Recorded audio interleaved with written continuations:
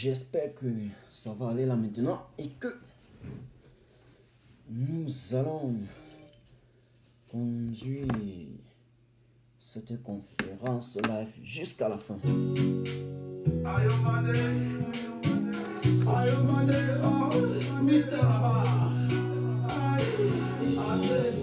Mon peuple pleure, mon peuple meurt.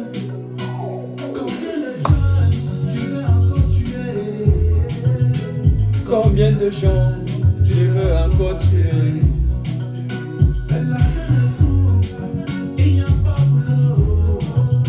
Elle a jeunesse pleure, elle est personne à aller. Combien de jeunes tu veux encore tuer? Combien de jeunes tu veux encore assassiner?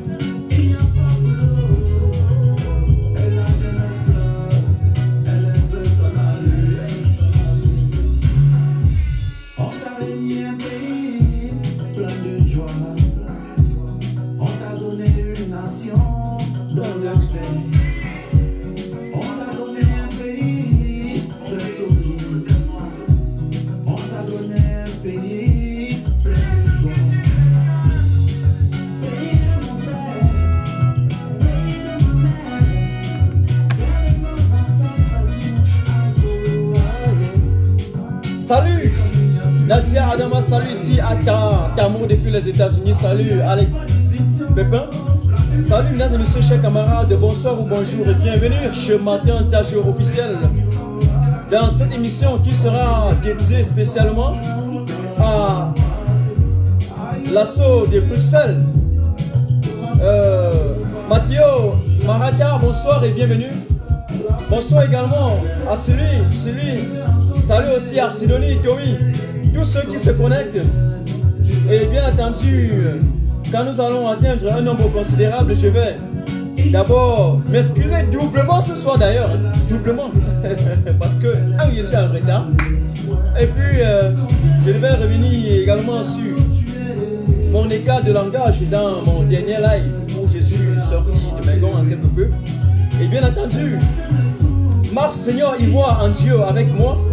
J'attends dès qu'il se connecte, qu'il me fasse signe, et bien entendu je vais le prendre. Soit il envoie une demande, soit il m'écrit tout simplement un petit texto et à partir de son message, je vais l'inviter dans ce live. Bonsoir à Donald, bonsoir également à Hitler. Je vais envoyer un petit texto à mon frère, mon jumeau, Mars Seigneur Ivoire, pour lui dire que je suis déjà en live parce que il m'aurait dû déjà entendre jusqu'à être fatigué. Et vous partagez massivement le live.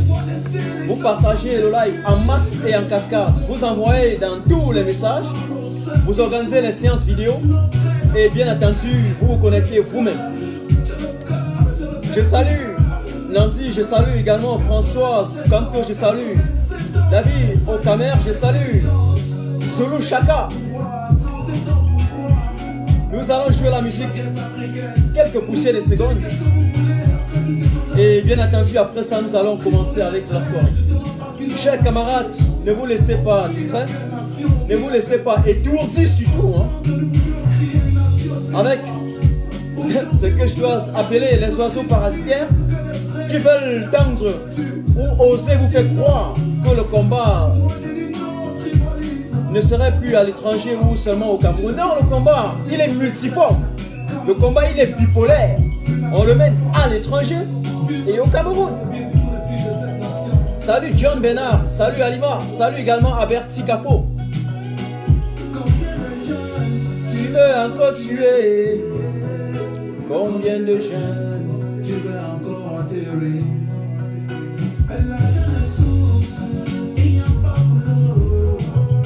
Elle a jeunesse pleure. Salut Brown Désiré. Salut Afolap, salut également à Betsy Cafo, je vous ai déjà salué ce soir. Exactement, je vais donc relancer encore rapidement une dernière musique. Une dernière musique et bien entendu, après ça, nous allons lancer. Paul Biya, la dictature de 37 ans, c'est trop, il faut bien que tu dégages. Partagez rapidement. Dans la peau, dans la chair, dans l'os et dans le sang, à cause de toi. Il s'appelle Rabat depuis l'Afrique du Sud. Tu as détruit mon pays, détruit ma nation, tu as détruit ma patrie. Salut Odile. Tu as détruit mon pays, Détruis ma nation, tu as détruit ma patrie. Salut Cécilia, salut Ami. Warrior, tu as détruit ma nation, tu as détruit ma patrie.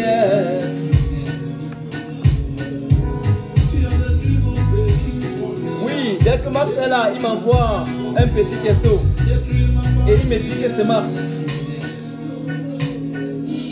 37 ans au pouvoir. D'accord, j'ai vu le message de Mars. 37 ans de misère. Alors, Mars, j'étais invité 37 ans de et c'est un coup de téléchargement. 37 ans de souffrance. Trop c'est trop. Vieillard, il faut dégager. Voilà.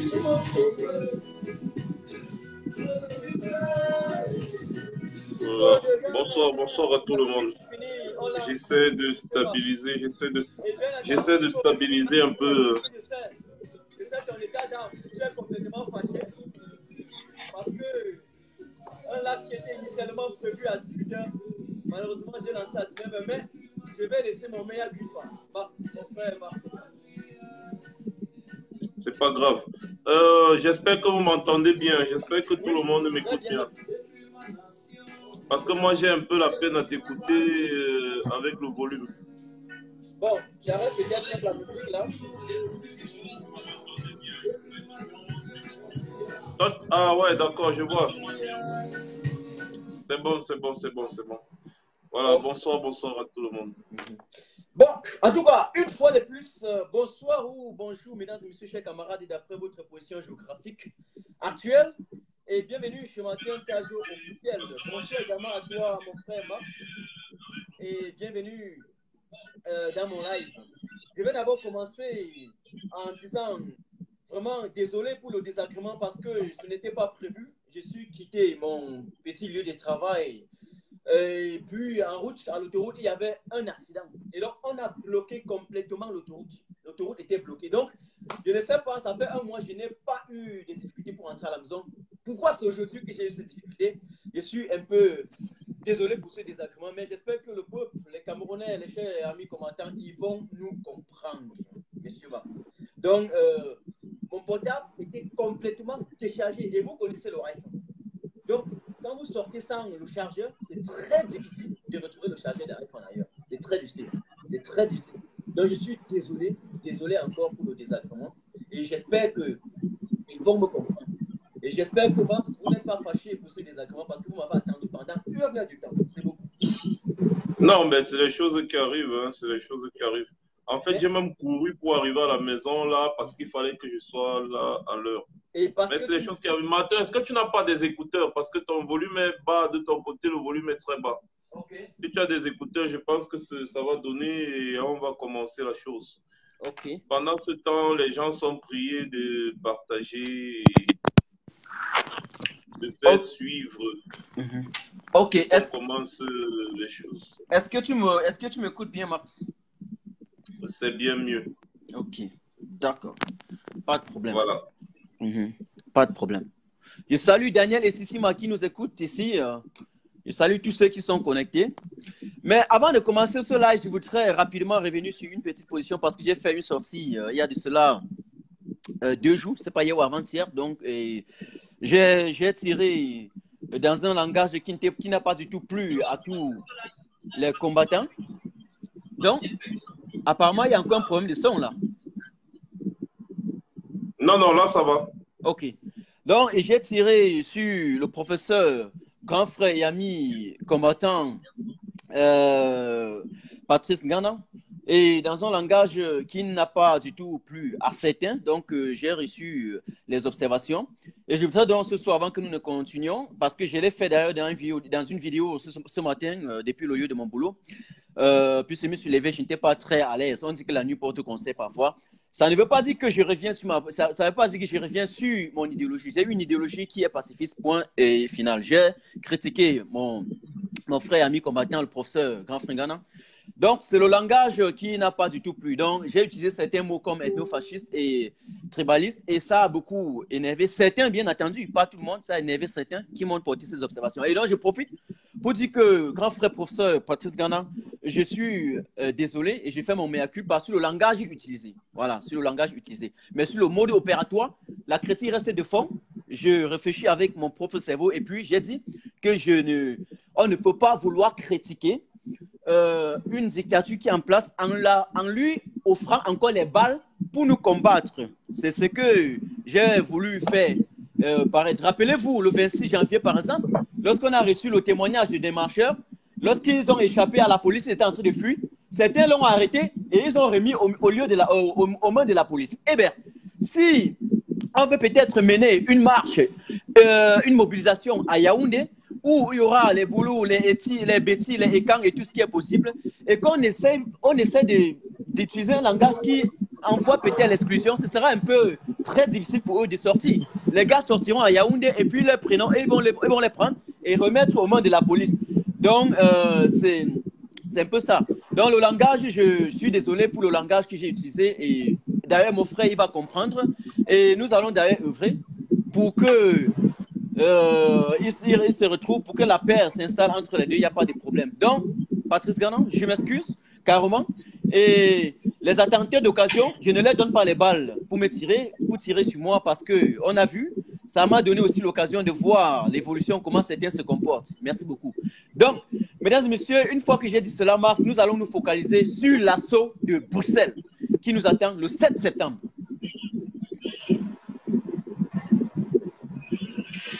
Alors, c'est à moi? Exactement. Ah ben voilà, ok, merci, bonsoir encore à tout le monde. Et voilà, c'est aussi ça, reconnaître ses erreurs, c'est très important dans la vie. Et c'est ce qu'on demande à Paul Biya depuis. S'il y a une chose qu'on reproche à ce vieux grabataire, c'est de ne pas savoir reconnaître ses erreurs. C'est de ne pas savoir reconnaître son échec. Parce qu'on ne peut pas faire la même chose tout le temps et s'attendre à des résultats différents. 1 plus 1 sera toujours égal à 2. 5 plus 5 sera toujours égal à 10. Mais 5 fois 5 n'est pas égal à 10. 5 fois 5 est égal à 25. Donc, quand quelqu'un n'a pas cette capacité de reconnaître qu'il a fauté, ou alors que vraiment il n'a pas, c'est-à-dire la bonne méthode, c'est bien, c'est ce qu'on veut, c'est ce qu'on veut chez tous les dirigeants africains. On reproche à Paul Biya sa médiocrité, son mutisme même, parce que le monsieur, depuis 37 ans, il fait la même chose avec les mêmes personnes. Tout le temps, on lui dit non, mais ça ne va plus, ça ne va pas, il faut laisser comme ça, c'est bon là, il faut laisser. Tu as déjà essayé, oui, d'accord, tu as essayé, et tu vois bien que ça ne marche pas. Il faut laisser. Ce que les gens doivent comprendre, c'est qu'un président est un manager. C'est quoi un bon manager? Le manager est reconnu par sa capacité à mener une équipe vers des résultats productifs. Si tu es un mauvais manager, tu auras une mauvaise équipe. Ton équipe ne va rien produire de positif et vos patrons vont te chasser. Ils vont dire non, mais toi, tu ne gères pas bien ton équipe, on te chasse. Bien sûr. Un président, ce n'est pas un technicien. Ce n'est pas un technicien, ce n'est pas un ingénieur. Il peut même être ingénieur de formation, mais quand il enrôle déjà son tablier de chef de l'État, il n'est plus ingénieur de formation, il n'est plus ingénieur. Il n'est pas en train de faire le travail d'un ingénieur, mais il fait plutôt le travail d'un manager. C'est-à-dire quoi? J'ai un programme politique à mettre sur pied. La promesse que j'ai faite au peuple pour qu'on m'élise, eh bien, ce programme politique, je m'entoure des personnes que je sens capables de m'accompagner vers la réalisation de ce programme politique. Voilà le rôle d'un vrai président de la République. il travaille sur son programme politique, ce qu'il a proposé aux gens. Quand il fait déjà un échec dans des pays développés, un échec, tu vas voir, on va te dire, mais tu avais promis ça, tu n'as pas réalisé, tu avais promis ça, tu n'as pas réalisé, tu avais promis ça, tu n'as pas réalisé, tu avais promis ça, tu n'as pas réalisé. Hein? Il va dire non, c'est les conditions, vous voyez, ce n'était pas aussi facile que ça. Parfois, en théorie, c'est facile, mais en pratique, ça devient difficile, il me faut plus de temps. Vous voyez, j'ai déjà commencé ça, j'ai déjà commencé ça, j'ai déjà commencé ça. Si vous me donnez un deuxième mandat, je pense que je pourrais au moins réaliser ça, je pourrais réaliser ça, je pourrais réaliser ça. Le peuple lui dit d'accord. S'il drague bien, le peuple lui donne un deuxième mandat. Mais c'est le dernier mandat, c'est-à-dire c'est le mandat de la dernière chance. S'il faut encore, il n'a même pas le droit de se représenter, même s'il a réussi, il a réalisé tout le projet, il n'a même pas le droit de se représenter. C'est exactement de ça qu'il s'agit. Le président est celui qui pilote. Un président, c'est celui qui pilote pour mettre et réaliser son programme politique.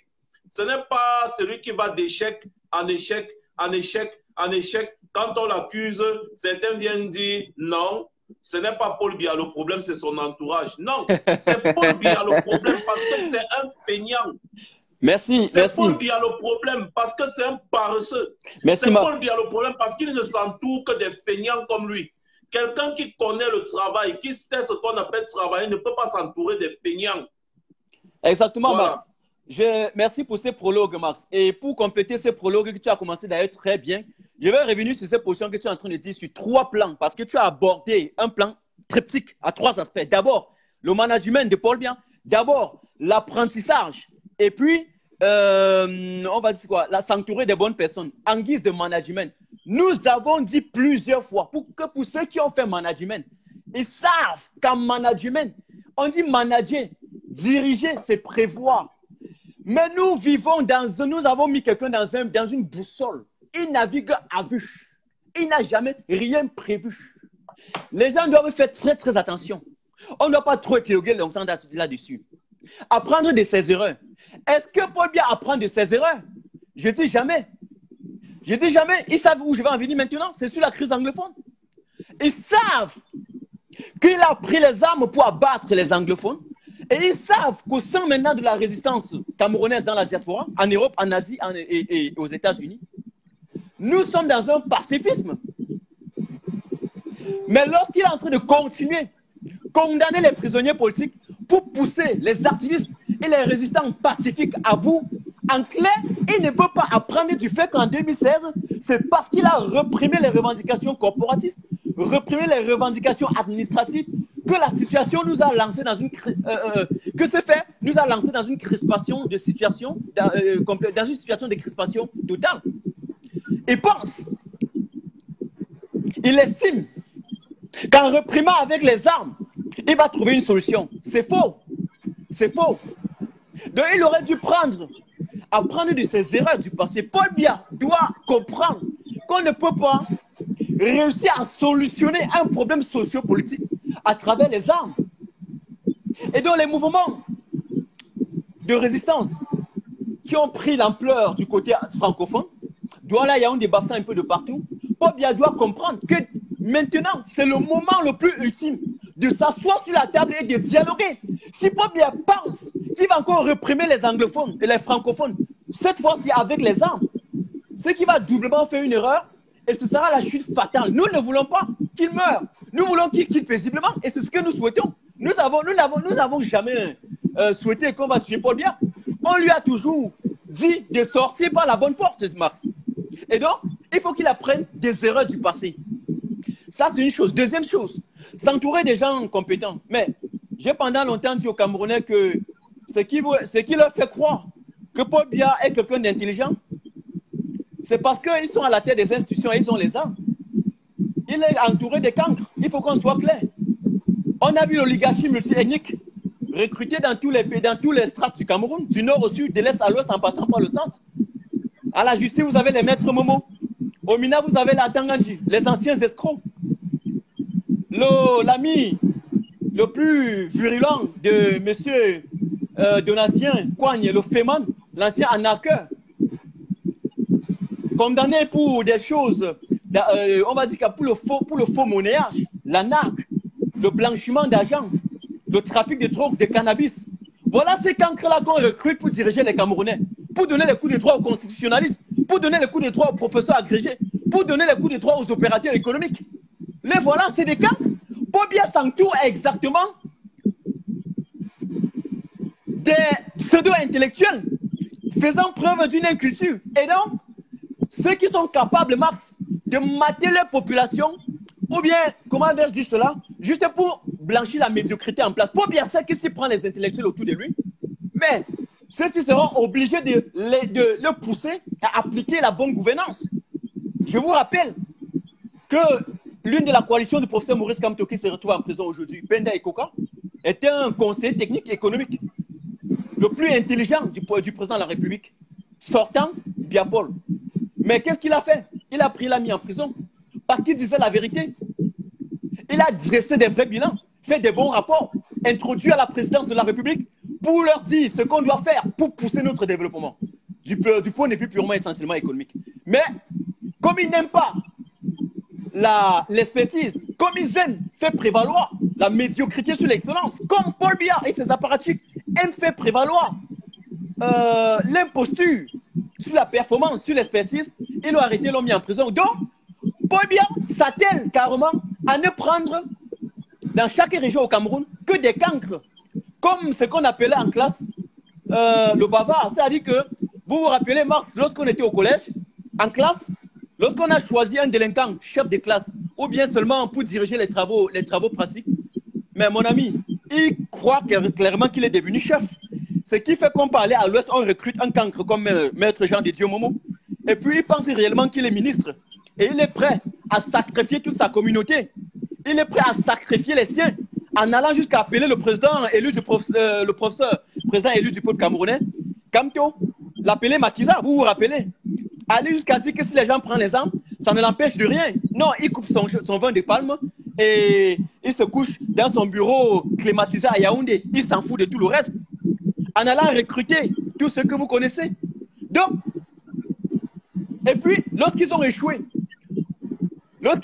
plusieurs fois, Mars, et qu'ils ont additionné ça à nous présenter comme étant la force de l'expérience, alors que c'est la force de l'expérience dans l'échec et dans l'inexpertise, on veut indexer donc leur chef, leur gourou, leur kleptomane, Biapol. Qu'est-ce qu'ils disent? Ils disent que non, ce n'est pas lui, c'est son entourage. Exactement le laxisme que tu étais en train de faire, le management du laisser-faire. Donc, il y a maintenant une nouvelle génération, et nous continuons, nous restons focalisés là-dessus, qui veut suivre les pas de Frantz Fanon, qui nous a dit, je répète encore ce soir, Mars, que chaque génération doit, dans une relative opacité, découvrir sa mission, la trahir ou la remplir. Mars, nous avons découvert notre mission. On ne doit pas céder aux guéguerres. On ne doit pas céder à la distraction des uns et des autres. Nous allons prouver à Paul Biya que cette mission, nous n'allons pas lâcher. Nous n'allons pas lâcher. Paul Biya va diriger le Cameroun et puis nous allons diriger l'étranger. Le Cameroun aux Camerounais, la diaspora aux diasporiens. Et donc, sur ce, Max, en guise de prologue, nous allons nous retrouver tous à Bruxelles le 7, sur le plan purement et essentiellement diplomatique, et dire que Paul Biya, vous êtes obligé de libérer le Cameroun. Vous êtes obligé, nous irons là-bas, pour dire que Paul Biya a Tanganji. Vous n'avez pas le monopole de bafouer le droit, la loi, et d'enfermer les adversaires politiques redoutables, d'enfermer ceux qui ont proposé des idées, d'enfermer ceux qui ont pu convaincre le peuple camerounais avec un programme politique solide, palpable, convaincant, avec un programme politique.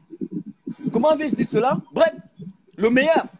Vous ne pouvez pas les prendre et les mettre dans les lions et prétendre vouloir faire un pseudo-dialogue. C'est ce que nous allons leur dire. D'abord, d'un. Ensuite, Max, tu peux me couper à chaque moment. Lorsqu'on a fait le coup de grâce à Paris, ils nous ont critiqués. Lorsqu'on a fait le Game Over, ils nous ont critiqués. Nous sommes allés en Suisse, puisqu'ils n'ont pas cru à nous. On leur a quand même rappelé qu'ils sont en train de dormir dans un coma profond. Et donc, ils ne peuvent pas venir nous tester à l'étranger. Ils doivent rester au Cameroun, construire les hôpitaux au Cameroun, construire les écoles au Cameroun, se soigner là-bas. Eh bien, cette fois-ci, ils vont comprendre en partant au siège de la Commission européenne, c'est une fois de plus pour remercier aussi cette commission et remercier l'Union européenne pour les résolutions qu'ils ont mises sur pied. Et donc, sur le plan purement diplomatique, ils ne peuvent pas appliquer comme si le Cameroun était tout simplement un petit bébé à qui on va dire fais ça, fais ça. Non, ce sont des relations internationales. Donc, ils sont en train de réfléchir. Nous irons là-bas pour les remercier et pour les rappeler une fois de plus les conditions dans lesquelles nos Camerounais souffrent et que nos leaders politiques souffrent en prison. Et puis, ils vont prendre cela en compte. C'est une évidence. Et qu'on ne trompe pas les Camerounais en les faisant croire que c'est une étape, autant pour moi, qui est négligeable dans notre combat. Donc, les événements se succèdent. Les événements se succèdent. Voilà, c'est bon, je peux placer un mot, Martin. Je vais un peu te contredire sur un point. Il n'y a pas de problème. C'est une évidence. En ce qui concerne le dialogue dont tu parlais avec nos frères du Nord-Ouest et du Sud-Ouest. Sur le plan politique, c'est-à-dire des problèmes politiques, la crise post-électorale, il faut un dialogue national inclusif. Mais sur le plan de la crise anglophone, à l'heure actuelle, l'heure du dialogue, ce n'est plus le dialogue, c'est maintenant la négociation. Parce qu'il y a déjà eu tellement de morts. Des parents ont perdu leurs enfants, des enfants ont perdu leurs parents. On ne parle plus de dialogue aujourd'hui. On ne peut pas parler de dialogue dans les régions anglophones aujourd'hui. Il faut une négociation. Et il faut vraiment, je ne sais pas comment dire, il faut des négociations. Parce que si on tue ton père, on tue ta mère, ou alors tu es un parent, on tue tes enfants, est-ce que tu auras encore le sentiment d'aller t'asseoir avec les gens qui ont tué tes enfants et dire que bon, d'accord, ok, j'accepte ton frère? Paul Biya a percé, c'est-à-dire, il a fait quelque chose et il a atteint le point de non-retour dans les régions anglophones et il le sait. Nos frères anglophones ne sont plus dans les affaires de dialogue national ou quoi que ce soit. Ils sont dans les affaires de négociation. Et à l'issue des négociations, il y a quelque chose qui va sortir. Soit, moi je dis ça et je passe dessus, j'ai toujours dit ça, soit c'est la séparation et la création officielle de l'État d'Ambazonie, soit c'est le fédéralisme avec plusieurs bases. Sachez que voilà les deux seules issues. Et le fédéralisme même est peu probable. Faisons des analyses froides. Le fédéralisme est peu probable, excusez-moi. La séparation est même l'option la plus probable pour que les massacres s'arrêtent dans les régions anglophones. Ça, il faut qu'on se dise les vérités. On ne va pas mâcher les mots ou dire quoi que ce soit. Le moment où on pouvait encore négocier, faire comprendre à nos frères que machin, le moment là est passé depuis. Et Paul Biya sait qu'il a commis l'erreur. Ou alors peut-être il savait ce qu'il faisait. Parce que ouvrir le feu sur tes propres concitoyens, c'est une affaire très grave. Et quand tes propres concitoyens prennent les armes, ils ne s'attaquent pas. Regardez bien, les régions anglophones sont frontalières à plusieurs régions du Cameroun francophone. Ils n'ont jamais attaqué le Cameroun francophone. Jamais ils ne l'ont fait. Exactement. Ce ne sont pas leurs intentions. Ils ne l'ont jamais fait et ils ne le feront même jamais. Bref, on ne dit jamais, jamais, mais je sais que jusqu'à présent, ils ne l'ont jamais fait. S'ils ne l'ont jamais fait, c'est pour une raison. C'est parce qu'ils respectent et ils veulent protéger leur territoire. Ils sont dans ce qu'on appelle le self-défense. Pourquoi on dit la self-défense? Je ne sais pas, le français me dépasse. Tu vois un peu? Oui, la self-défense. Paul Biya, au lieu d'aller vers ces gens qui revendiquaient dès le départ avec le dialogue, avec la compréhension, il est parti avec les armes à feu. Résultat, des milliers de morts, des centaines de milliers de déplacés, des dizaines de milliers de réfugiés. Et parmi les milliers de morts là, ce sont les qui? Ce sont les enfants des mêmes familles. Ce sont les frères, les cousins, les tantes, les nièces, les oncles, les grands-pères, les grands-mères, les villages brûlés, les biens détruits. Et vous pensez qu'avec ça, ils vont dire, bon d'accord, ceux-là sont morts, c'est bon. Maintenant, on va aller s'asseoir, on va faire le dialogue national. Non. Donc ça, c'est le point que je voulais... Quand tu veux parler maintenant de la crise anglophone, hein, parle de négociation, Martin. Sinon, quand on parle de dialogue maintenant, ça va tromper. Le dialogue national, c'est au niveau de la résolution de la crise post-électorale qu'il y a actuellement. Dans les régions anglophones, ce n'est plus le dialogue. C'est maintenant les négociations qui doivent être entamées. C'est des négociations. Il faut négocier pour que les gens déposent les armes. Il faut négocier pour que les gens s'asseyent sur une table et discutent. Il faut d'abord négocier.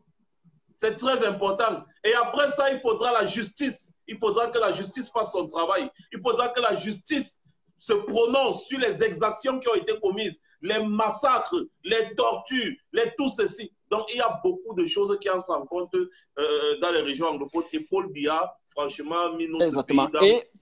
C'est-à-dire, il a mis notre pays dans la merde. Exactement. Et nous sommes... Ça, c'était un premier point. Oui. Et nous sommes obligés de dire aujourd'hui que ceux qui entretiennent même la guerre dans les zones anglophones là-bas, Mars, ce n'est pas seulement les anglophones, ce n'est pas seulement les ambazoniens, autant pour moi. On sait que, tout comme les Boko Haram du Nord, il y a les ambazoniens au sein du gouvernement. Il y a les ambazoniens, même au sein de la présidence de la République, il faut qu'on leur dise cela. Il y a les ambazoniens dans tous les ministères, puisqu'ils essaient d'entretenir encore cette guerre pour avoir l'économie de guerre. Il y a ce qu'on appelle l'économie de guerre. Et au Cameroun, on ne peut pas nous faire comprendre qu'on veut gagner la guerre contre sa propre population, alors que chaque moment, lorsqu'on est déjà en voie de terminer la guerre, ça recommence. Celui qui était en prison, emprisonné juste pour ses idées parce qu'il n'a même pas marché. Son nom m'échappe, Mancho BBC. Mais je pense qu'il était l'un des acteurs aussi très importants qui devait être impliqué dans ce processus de négociation. Mais il me semble quand même que c'est lui qui demande aux gens d'aller à l'école. Mais c'est encore ce monsieur qu'on prend pour mettre en prison, pour coller 10 ans ou consigner 15 ans d'emprisonnement ferme. Monsieur Ayoub Tabe est là, c'est vers la rentrée scolaire, au moment où nous attendons qu'il y ait un climat d'apaisement. C'est en ce moment que le régime de satrape, que la bande de conspirationnistes, c'est en ce moment que le clan cynique, c'est en ce moment que les groupes de potentats de Yaoundé, potentats putatifs, comme j'ai l'impression, j'ai parfois l'occasion de dire, pensent qu'ils peuvent prendre Ayoub Tabe et mettre en prison. Ça veut dire quoi en clair? Ça veut dire que là derrière, il y a quelque chose. Est-ce qu'il n'y a pas les gens dans le gouvernement qui tirent les ficelles de cette guerre? Est-ce qu'il n'y a pas les gens dans le gouvernement? Puisque les Boko Haram arrêtés, on n'est pas encore livrés. Les Boko Haram qu'on avait pris, on nous a dit que non. Tu te rappelles, Mars? Je veux peser mon langage. On ne nous a pas encore livré ces Boko Haram de l'État. Donc, que ceux qui sont dans le gouvernement en train d'entretenir cette guerre, je suis désolé, qu'ils laissent. Parce qu'à Bamenda, on voit les gens qu'on kidnappe, on ne laisse plus. Mais on voit qu'on kidnappe certains leaders politiques et après 2 heures de temps, après 3 heures de temps, on leur relâche en commun. Quels sont ces ambazoniens? Quel est ce territoire de guerre où on peut kidnapper quelqu'un 2 heures de temps, on le relâche? Il n'y a pas quelqu'un qui est derrière ça. Il n'y a pas certains gens pour des objectifs politiques sont en train d'entretenir cette guerre, peut-être pour débloquer les sous et se gonfler encore les comptes bancaires quelque part dans les paradis fiscaux. C'est une question qu'il faut poser. Sinon, on ne peut pas me faire comprendre qu'un gouvernement qui a envoyé les armes dans une zone pour massacrer la population serait incapable d'aller retirer encore ses armes. Ça, c'est une question que je me pose. Je m'interroge tout simplement. Je m'interroge. Je vous avais dit, Martin, je vous avais dit sur l'affaire de Boko Haram, excusez-moi, Boko Haram, comment on parle? Le Boko Haram originel. Le Boko Haram originel, c'est un Boko Haram qui se trouve au Niger.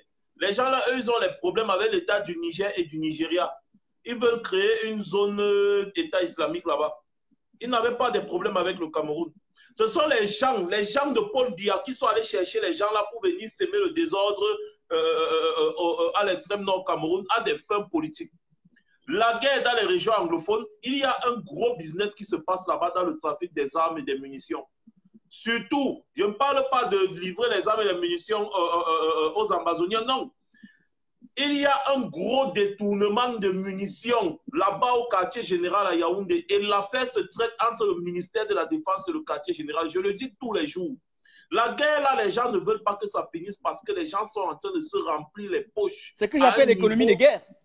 Exponentielle. Les gens se remplissent les poches derrière la guerre qu'il y a dans les régions anglophones actuellement. Le business des munitions, c'est-à-dire, il y a un gros, je le dis tous les jours, que les responsables prennent leurs responsabilités. Tous ne sont pas concernés, mais il faut qu'ils prennent leurs responsabilités, qu'ils aillent vérifier cette affaire. Deuxième business autour des salaires des militaires morts. Jusqu'ici. Il y a beaucoup de militaires qui sont morts dans les régions anglophones, que leur salaire passe toujours. Et ce salaire entre dans la poche de leur chef. Ça se joue toujours entre le ministère de la Défense et le quartier général. Qui dit ministère de la Défense parle de la présidence de la République parce que c'est un ministère délégué. Le ministère de la Défense est un ministère délégué à la présidence de la République. Donc c'est un business qui est en train de se jouer là-bas. Ils sont en train de jouer avec le sang des Camerounais. Ils sont en train de tuer les Camerounais. Et voilà encore l'une des raisons pour lesquelles je te dis, ce n'est que des négociations qu'il faudra entamer pour un cessez-le-feu dans les régions anglophones. Parce que nos frères ambazoniens, ils sont au courant de tout ça. Ils savent ce qui se passe. Ils savent pourquoi personne ne va engager, que ce soit du dialogue ou de quoi. L'un n'est plus là. Ils savent très bien que les gars sont en train de se remplir les poches. Voilà pourquoi on va se retrouver à Bruxelles le 7 septembre. Exactement. Il faut également dire que... Le 7 septembre, on va se retrouver pour dénoncer tout ça.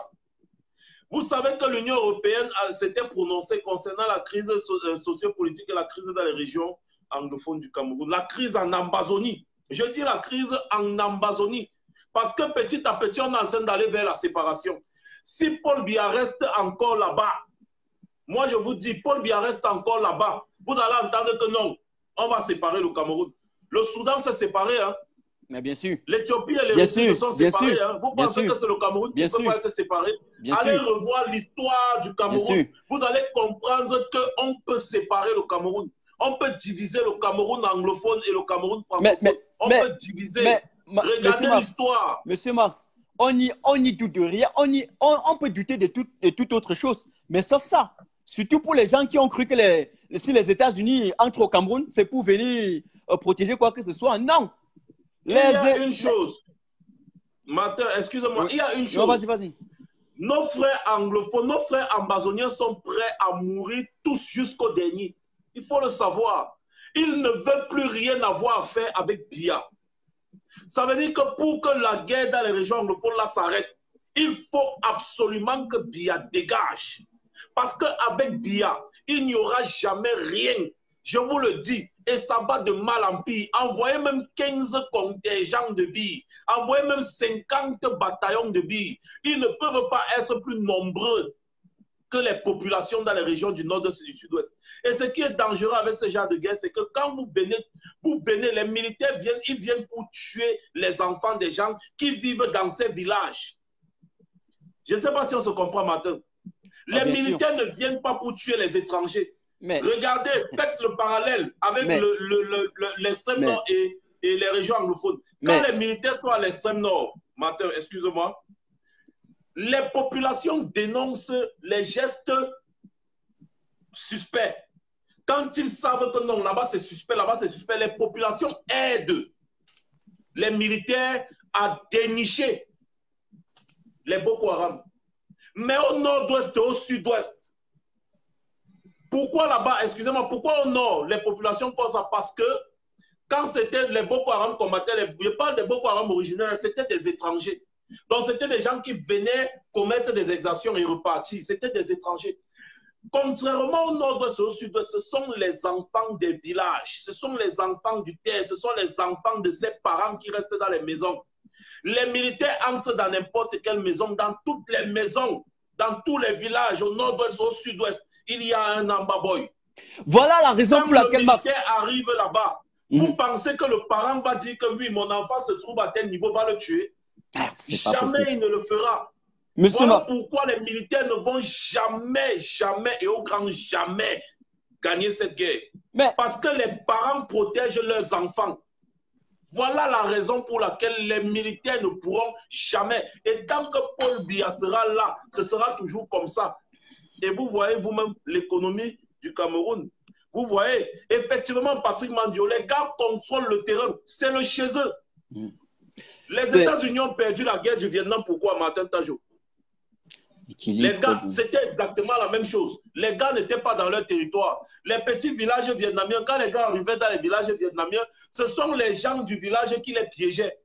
On leur dit, oui, non, si vous passez dans le sentier, si vous allez arriver dans tel village, sachant que dans le sentier, là, il y a un piège que leurs enfants qui sont en brousse sont en train de tendre aux Américains. C'était piège sur piège, piège sur piège. Mais les Américains se sont levés aux États-Unis, ils ont dit que le gouvernement arrête la guerre, là, c'est bon, on est fatigué de voir nos enfants mourir. Les Américains avaient la force de frappe, ils avaient les hélicoptères, ils avaient les chars, ils avaient tout genre d'arsenal. Mais ils n'ont pas pu gagner la guerre du Vietnam. Pourquoi? Parce que les Vietnamiens étaient sur leur terre et ils maîtrisaient. Mais Max, il faut aussi rappeler que ce n'était pas seulement les Américains. On sait comment la France a perdu avec la perte du Vietnam, la chute, l'échec de la France au Vietnam a aussi conduit à la perte de l'Indochine. On connaît ça, mais revenons sur le cas camerounais. Ce que tu étais en train de dire, c'est ce qu'on appelle une guerre asymétrique. Et j'espère que les intellectuels vous ont assez dit ça pendant longtemps. Mais puisque ceux qui nous dirigent sont en quelque sorte font dans l'art de ne pas comprendre ce que nous sommes en train de leur dire, en fait, ils le font sciemment pour remplir les poches, comme Mas l'a dit. Comment un pays peut rêver gagner la guerre contre sa population dans une guerre asymétrique? On ne sait pas d'où l'ennemi vient. Le cas de Boko Haram que tu évites, Max. Prenons juste une petite bataille à la maison ou bien peut-être les petits mésententes entre les frères. Je peux avoir un petit problème avec toi, mais si le voisin vient, je veux savoir que c'est le voisin qui est là. Mais je suis désolé.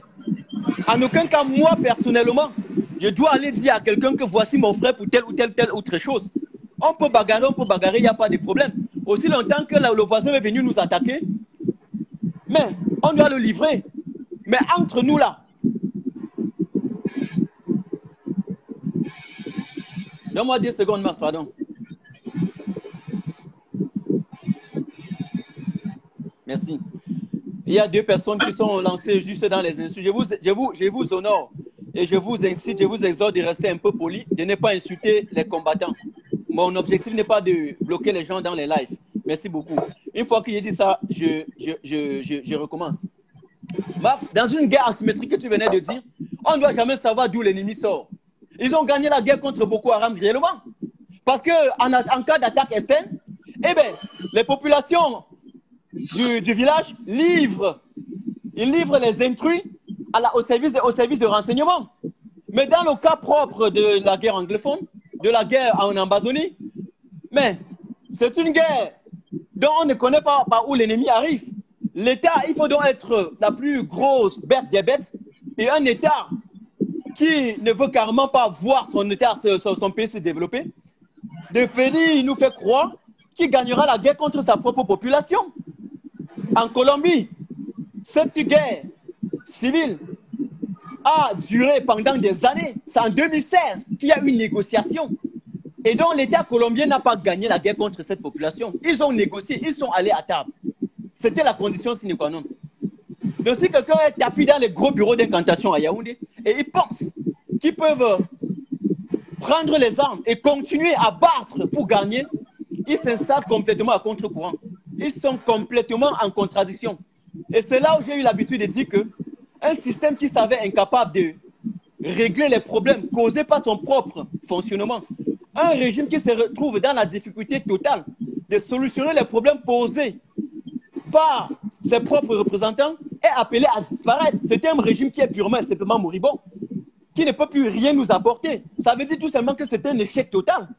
Et donc, c'est même très difficile de causer un problème et de penser encore toi-même apporter une solution. On a besoin d'un médiateur qui sera neutre. Les soldats ne doivent jamais avoir les informations pour arrêter qui que ce soit. Il y règne là-bas l'équilibre de la terreur, Max. L'État a ses armes. Les Amazoniens ont leurs armes. Parfois, ils se rendent compte que les tirs sont équilibrés. Donc, ils ne s'attaquent plus mutuellement. Et celui qui perd, c'est la population. C'est la couche vulnérable. Ce sont les innocents. Et donc, dans ce cas-là, le lobbying va continuer à jouer son rôle. Ce que nous allons faire à Bruxelles, c'est de rappeler également à la communauté internationale de rester vigilant et d'appliquer les sanctions, d'appliquer les injonctions, d'appliquer les résolutions qu'ils ont prises dans le passé. C'est une évidence. C'est vrai qu'ils sont en train de vouloir respecter la diplomatie, respecter les relations État-État et d'aller un peu étape par étape. Mais entre-temps, les gens sont en train de mourir. Entre-temps, ils sont en train de s'en foutre complètement de la gueule des Camerounais en infligeant une condamnation à perpétuité. Mais j'ai envie de dire, qu'allons-nous faire avec le procès du président élu du peuple camerounais, le président Maurice Kamto, qui arrive le 6 septembre? Qu'allons-nous faire? Qu'allons-nous faire? S'il lui donne aussi, je ne sais pas, 10, 15, 20 ans, s'ils le font, qu'allons-nous faire? Il va falloir déjà définir également des stratégies. Parce qu'à Yoktabé, là, oui, certes, il y a les lockdowns, il y a tout ce qui est possible. Mais du côté anglophone, du côté francophone, qu'est-ce que nous sommes en train de réfléchir sur ce plan? Donc, il faut que ceux qui sont au Cameroun s'apprêtent, Max, et il faut qu'on soit clair, de prendre une émancipation intellectuelle et d'avoir une prise de conscience collective, de comprendre que nous tous, nous allons sortir. Si nous restons à la maison en croyant que Paul Biya va faire quelque chose pour les prisonniers politiques, on s'installe à contre-courant. C'est pour ça qu'on dit que ceux qui sont au Cameroun, Max, ils ont l'obligation morale, et bien l'obligation du siècle de sortir pour un destin commun, pour une destinée collective. Ce n'est pas Martin Tajou qui en souffre, ce n'est pas le président Kamto qui souffre. C'est ceux qui sont au Cameroun. Ce sont les Peuls, ce sont les Bassards, ce sont les Boulous, ce sont les Bétis, ce sont ceux-là, les femmes qui, à Saint-Mélima, lorsqu'ils sont enceintes, parcourent 10 km à pied, accouchement en cours de route, parce qu'il n'y a pas d'hôpitaux. Ce sont eux qui souffrent. Et donc, ils ont l'obligation morale de sortir dans un destin commun, dans un destin qui n'est pas individuel. Chez Camerounais, le combat au niveau de la diaspora reste et demeure dans le lobbying. Ce que nous allons faire à Bruxelles, c'est du lobbying, Max. Il faut qu'on soit clair, il faut qu'on dise la vérité aux Camerounais. C'est du lobbying. Ce que nous allons faire, c'est du lobbying. C'est de continuer à contacter les représentations diplomatiques. C'est de continuer à rencontrer les organisations de droits de l'homme. C'est de continuer à rencontrer les organismes humanitaires, Max. Mais là où il y aura le cas pratique aussi, c'est au Cameroun. Je ne peux pas laisser croire à l'imaginaire populaire au Cameroun que nous, Max, on viendra marcher à Yaoundé. Mais il faut qu'on soit clair. Il faut que les Camerounais prennent leur destin en main. Enfin, Seigneur. Il faut qu'ils comprennent que nous aussi, nous sommes au niveau de la diaspora et que nous sommes en train de combattre énergiquement, avec toute la conviction possible. Mais c'est parce que nous avons fui ce qu'ils sont en train de vivre au Cameroun et que nous nous battons dans le lobbying pour que ça change de l'autre côté. Mais si ceux qui sont au Cameroun laissent ce combat à la diaspora seule, Marx, disons les vérités en face, c'est que le combat ne pourra pas aller jusqu'à terme. Il faut qu'on le dise. Il faut qu'on le dise. Et je demande aux francophones, Bafoussam, Yaoundé, Douala, Maroua, Garoua, Gaoundéré, vous tous, sortez. C'est la force de la majorité écrasante qui va permettre que la police se range derrière vous. Il faut qu'on soit clair. Entre-temps, on essaie de voir comment faire pour affaiblir Yaoundé et pour qu'il négocie automatiquement avec les ambazoniers. C'est une évidence. La négociation, elle est irréprochable. Elle est d'ailleurs irrévocable. C'est obligatoire. C'est obligatoire. Mais de notre côté, parce qu'il faut comprendre que Marx, la lenteur qu'on voit se caractérise également par la lenteur des francophones à s'impliquer dans le combat à temps. Tu vois un peu. Dès lors maintenant que nous tous, nous avons pris la conscience que ceux qui sont en train de souffrir du côté anglophone, des zones anglophones, souffrent aussi comme nous, nous avons donc l'obligation de leur apporter notre soutien. Parce que hier c'était eux, demain ce sera nous. Mais comment faire? Nous allons contre-attaquer cela avant. Donc, chers Camerounais, avec tout le respect que nous vous devons, ce que vous allez faire au Cameroun, c'est de sortir en masse et en cascade, tous collectivement. Et j'ai toujours dit, si on laisse 2 personnes sorties, si on laisse 3 personnes sorties, Si on laisse 10 personnes sortir, mais il en va de soi que la police va les arrêter. Vous pouvez pas, si vous êtes 15 enfants sur la rue et qu'il y a 3 contingents de militaires, mais c'est une évidence qu'on va vous arrêter. Mais dans aucun pays au monde, mais je répète, dans aucun pays au monde, on a vu 10 000 personnes dans la rue et 0 en Algérie, au Soudan avec Omar El-Béchir, au Burkina Faso avec Blaise Compaoré, un peu de partout. Ça s'est fait ainsi. Ça s'est fait ainsi. C'est la population qui est sortie en masse. Donc, je m'adresse d'abord, dans le cas qui concerne le Cameroun, aux Boulou, mes frères Boulou, qui m'écrivent dans mes inbox. Mes frères Betty, qui m'écrivent. J'en ai reçu encore des courriers ce matin. Mes frères Bassa, je vous assure, nous avons l'obligation de lutter tous main dans la main pour un destin commun des Camerounais. Si nous sommes en train de souffrir au Cameroun aujourd'hui, mais c'est Paul Biya qui a pris le Cameroun de la prospérité et de la cohésion nationale et qui l'a ramené dans la misère comme c'est le cas en 2019. C'est lui qui l'a ramené dans le gouffre. C'est lui qui nous a enfoncés aujourd'hui dans la situation de désespoir total où nous nous retrouvons. Ça, c'est en ce qui concerne le Cameroun. Donc nous tous, nous avons l'obligation, Moura, de sortir. Et de ne pas croire que c'est pour un homme. Ça, c'est d'un. De deux, concernant l'étranger, moi, j'ai envie de poser une question ce soir. Doit-on encore apprendre à la diaspora camerounaise de sortir et marcher? On doit encore revenir là-dessus. On devait encore expliquer pourquoi il devait sortir.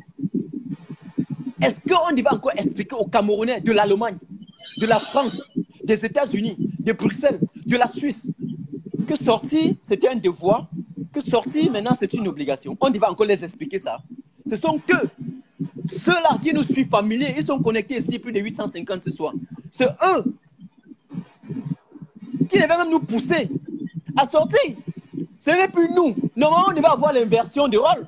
On a déjà tout expliqué, Mars. Normalement, en ce qui concerne la diaspora, quand on devait organiser la marche, on devait seulement annoncer qu'il y a la marche tel jour et venir voir 10 000 personnes. Est-ce que je manque, Mars? Puisqu'on y va déjà à partir du constat que, ou bien sur la base que ceux qui ont traversé sont déjà carrément conscients de la situation du Cameroun. On y va déjà sur la base que ceux qui ont traversé la Libye au risque et péril de leur vie ont choisi de mourir en aventure que de mourir au Cameroun parce que en partant en aventure, ils avaient deux possibilités. Soit ils peuvent réussir, soit ils peuvent mourir. Alors qu'en restant au Cameroun, il n'y avait qu'une seule possibilité, mourir. Mais une fois qu'on a cette conscience et ce subconscient et que nous sommes à l'étranger, je pense que lorsque Marc Seignon y voit, lorsque Martin Tajo, lorsque Calipri, lorsque Stéphane, lorsque les Camois et tous les autres, lorsqu'ils vont dire, bon, les gars, on se retrouve à Bruxelles le 7, on devait seulement voir comment les gars sont en train de poster et de dire que nous serons là, nous serons tous là. On ne devait même pas encore être au niveau où nous allons encore sensibiliser la diaspora camerounaise dans son intégralité. Je dis bien la diaspora camerounaise d'Europe, d'Asie, d'Amérique et un peu de partout, de sortir. On ne devait même plus se livrer à cet exercice. Donc, mesdames et messieurs, chers camarades, mes frères, la population diasporienne, je vous assure, nous avons l'obligation de sauver les Camerounais. Nous avons l'obligation de jouer notre rôle. Je dis ceci, s'il m'arrive chaque moment de vous sensibiliser encore pour que vous sortiez marcher avec nous ici, vraiment, c'est que le combat sera long. Vous savez pourquoi? Parce que si vous ne le faites pas, et en même temps vous demandez à ceux qui sont au Cameroun d'aller marcher, il faut un peu une remise en question. C'est qu'il y a un problème qui ne va pas quelque part. Eux-mêmes vont dire, mais à l'étranger où ils ont la possibilité de marcher, et ils ne sont pas sortis par milliers et ils nous demandent, nous autres au Cameroun, de sortir. Non, ils ne vont pas le faire. Donc, la charité commence par soi. Mes chers compatriotes, chers abonnés, nous avons l'obligation de sortir d'abord. Ici, obligatoirement, au moment où nous sommes en train de motiver ceux qui sont de l'autre côté de sortir. Je passe en disant que collecter l'argent pour les prisonniers, collecter l'argent pour ceux qui sont dans le cachot du désespoir, Mars, c'est une initiative louable. Tu comprends, non, Mars? Et donc, à chaque moment, lorsqu'on pose un problème de fond quelque part, il faut qu'on laisse la forme. Nous avons cotisé ici. Nous, quand nous cotisions auparavant, il n'y avait même pas encore la brigade anti-Sadina, je pense. Nous avons cotisé presque 1 000 € sur ma page, tu te rappelles, pour acheter une moto à Blaise et Sama. Nous avons cotisé aussi ici. lorsque les Clarisse Makuete et les autres ont été massacrés, tu te rappelles, pour les premiers, les gens qui ont été incarcérés, non pas incarcérés, ceux qui étaient à l'hôpital, nous l'avons fait. Donc chaque moment que nous collectons, nous louons les initiatives. Mars, tu venais de collecter plus de 4000 €. Ça, c'est une initiative à louer. Mais Mars, est-ce que si tu fais l'erreur, matin, je ne dois pas te dire, ou bien si je fais l'erreur, tu ne dois pas me dire. Je te dis, Mars, j'ai fait une erreur, dis-le en public. Et je serai le premier à venir dire, Mars, je m'excuse. Il faut qu'on soit clair. Donc, chaque moment qu'il y a les thématiques qu'on dépose, regardons le fond, pas la forme. Pas la forme. Regardons le fond, le mode opératoire. Donc, je loue les initiatives que nous faisons, toutes les initiatives. Contribuons comme il faut. Contribuons sur tout le monde, sur Ghana, sur Mars, partout, pour les prisonniers politiques. Mais, Mars, il y a une chose que je vais dire aux Camerounais ce soir. Mars, si nous voulons un soulèvement populaire massif au Cameroun, nous avons l'obligation d'utiliser un langage qui va intégrer tout le monde. Pourquoi? Parce que l'État qui est là, Mars, ce sont des tribalistes. Et puis chaque moment, ils sont en train de chercher à vouloir catégoriser notre lutte. Ils ont cherché plusieurs fois, ils ont fait plusieurs tentatives de dire que c'est une lutte des Bamileke, de dire que c'est une lutte seulement des anglophones, ce qui était faux, ce qui est archi faux. C'est une lutte qui concerne tous les Camerounais. Et donc à chaque moment, il faut qu'on intègre automatiquement les autres, on emploie un langage qui dit que les petits, qui vont leur faire confiance, qui vont leur faire prendre, avoir la confiance de soi, leur faire comprendre qu'ils sont aussi au cœur de l'action. Parce que le Cameroun ne se fera jamais, jamais sans les musulmans, jamais sans les chrétiens, jamais sans les chefs religieux, jamais sans les chefs communautaires, jamais sans tous les leaders politiques, jamais, quel que soit le bord politique où quelqu'un se retrouve, quelle que soit la région où on se retrouve au Cameroun, nous sommes automatiquement impliqués dans cette lutte de libération. Désolé de monopoliser la parole, Mars. Quand quelqu'un veut parler, il faut le laisser parler jusqu'au bout, c'est très important. Parce que en réalité, même dans un débat, celui qui parle sème, celui qui écoute récolte. C'est très important et il faut, je dis ça surtout à ceux Camerounais qui disent non, laisse la parole à Max, tu as déjà trop parlé, laisse. Ça ne me gêne pas d'écouter. J'aime écouter les gens. Je peux t'écouter pendant 1 heure du temps, je ne réagis même pas. Je t'écoute parce que pendant que je t'écoute, je suis en train de récolter. Je gagne en sagesse. Tu vois un peu? C'est très important. Je gagne aussi en expérience parce que j'apprends beaucoup de choses que tu dis et tu vois un peu, voilà. Mais il y a un truc tout à l'heure que tu as dit un matin. Sachez aussi une chose. C'est la qualité de la forme qui fait jaillir le fond. Je vous le dirai toujours, toujours et toujours. Quelle que soit ton entreprise, c'est-à-dire quel que soit ce que tu entreprends, c'est la forme qui va faire jaillir, la qualité de la forme qui fera jaillir le fond. Si la forme est mauvaise, biaisée, sois sûr que le fond sera automatiquement caché, ne sera jamais vu. Merci. Tu vois un peu, non? Ok. C'est très important. Et il y a beaucoup de personnes ici qui se disaient combattants, qui passaient le temps à engueuler les gens, qui croyaient que c'est en engueulant les gens que les gens vont comprendre, mais ils se sont rendus compte qu'ils se perdaient eux-mêmes. C'est très important de toujours bien soigner la forme. Tu soignes la forme, le fond va ressortir, c'est évident. Voilà. En ce qui concerne Bruxelles, comme j'étais en train de dire tout à l'heure, c'est avec tout ce qu'on a énuméré ou alors tout ce que nous avons énuméré, si on veut parler en bon français, n'est-ce pas, que nous allons nous retrouver à Bruxelles. Avec tout ça, nous allons nous retrouver à Bruxelles. C'est pour ça que nous devons arriver à Bruxelles le 7 septembre. Nous ne devons pas fléchir, même si les gens au Cameroun ne sortent pas. Notre résistance est seulement à 1 an. Je puis vous rassurer que ce qui s'est passé au Burkina Faso, ce qui s'est passé au Soudan, certes, les gars n'étaient pas trop dans les réseaux sociaux, mais c'est un travail des années.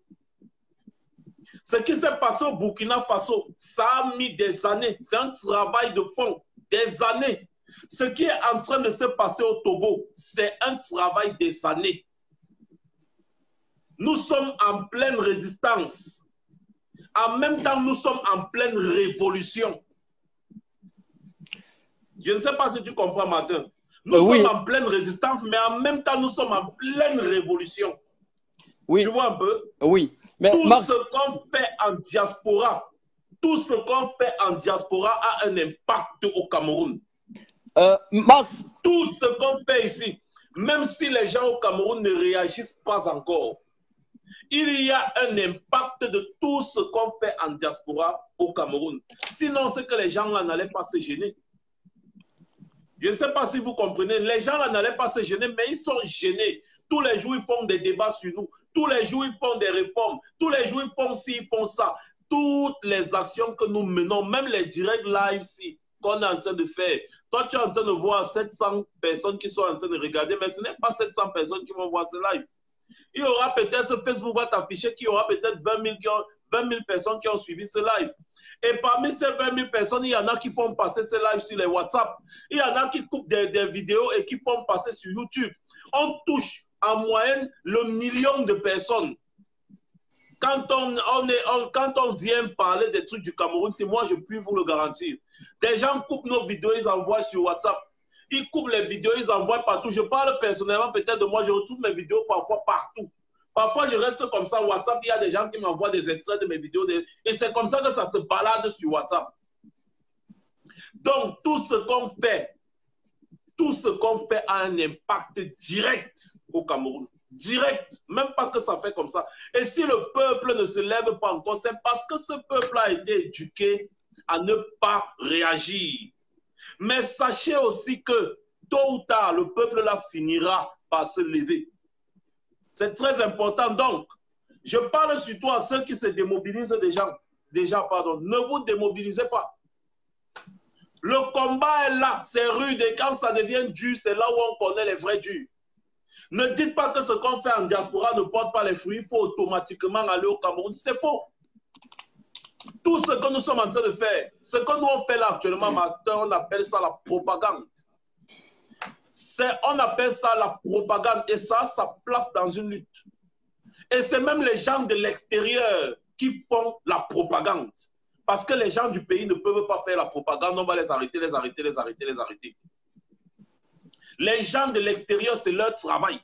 Faire la propagande, combattre médiatiquement le gouvernement tyrannique.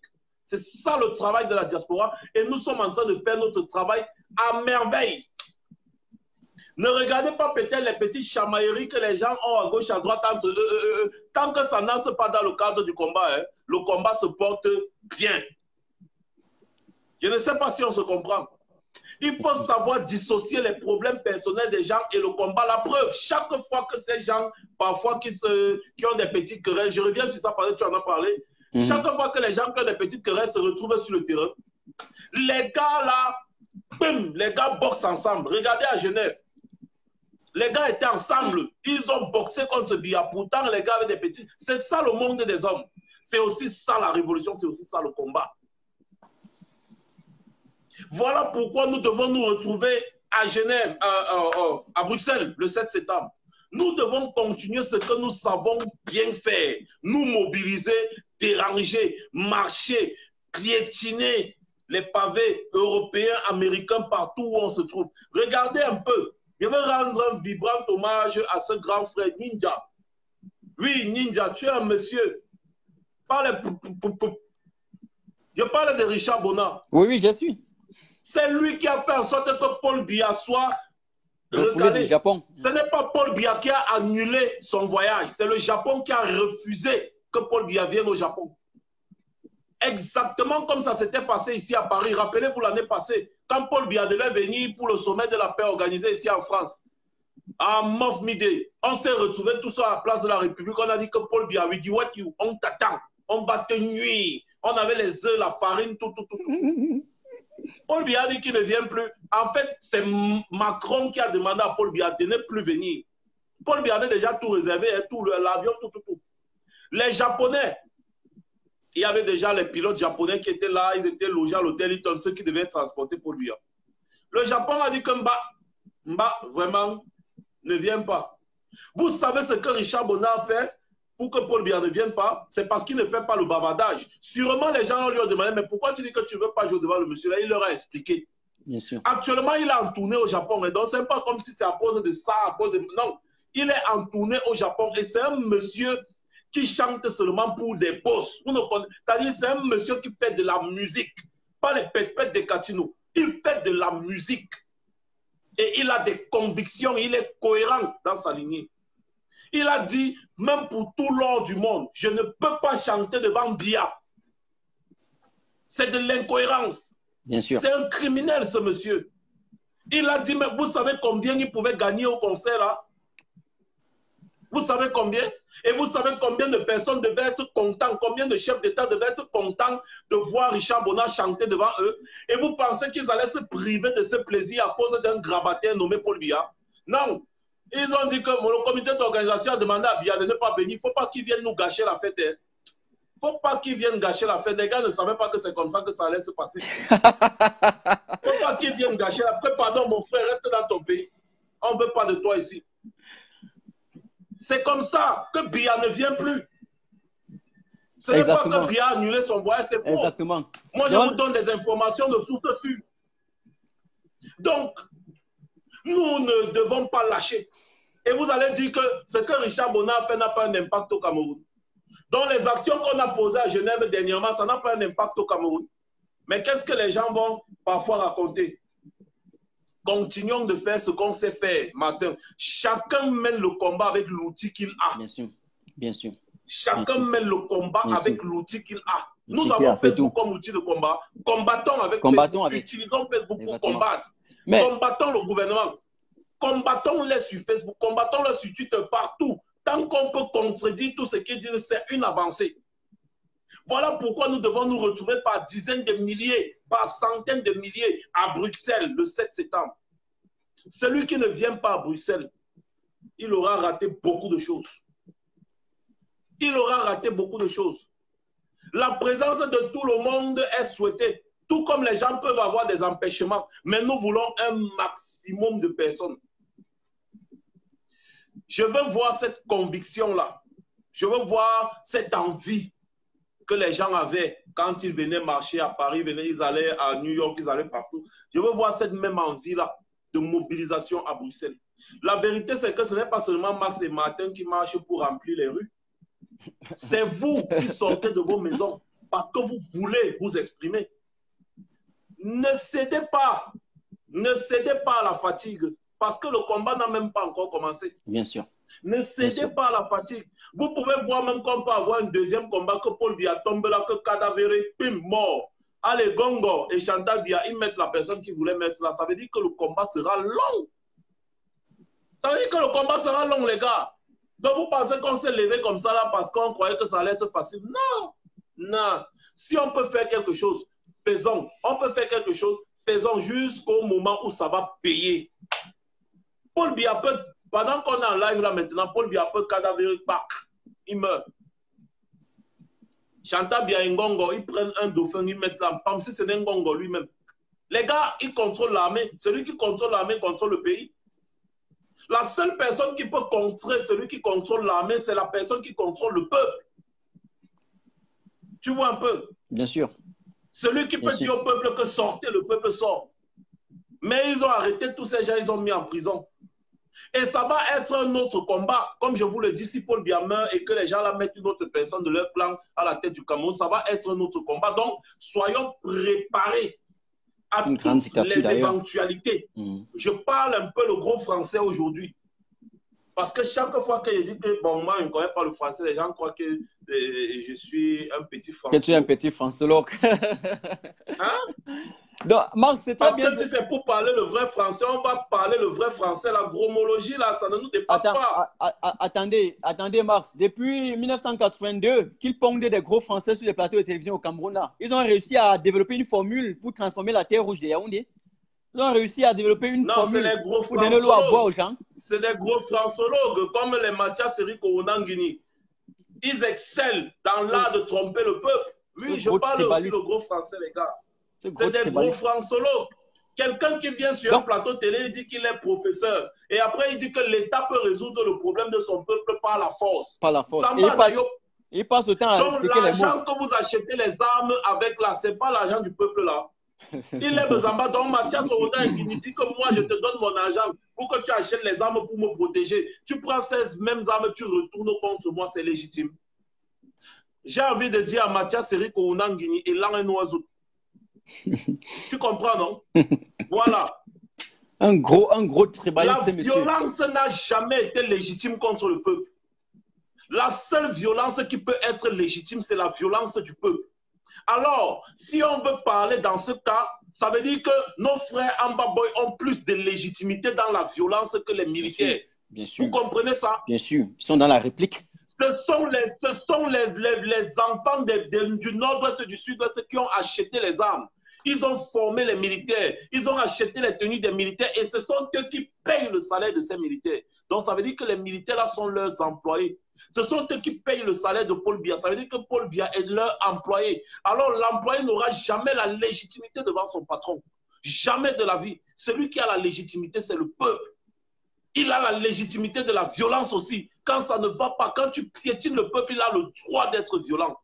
Il a ce droit. Mais toi, le gouvernant, celui qui ne gouverne pas bien, celui qui ne dirige pas bien, tu n'as pas la légitimité. Tu n'as aucune légitimité contre le peuple. Le peuple est souverain. Le peuple n'a jamais tort.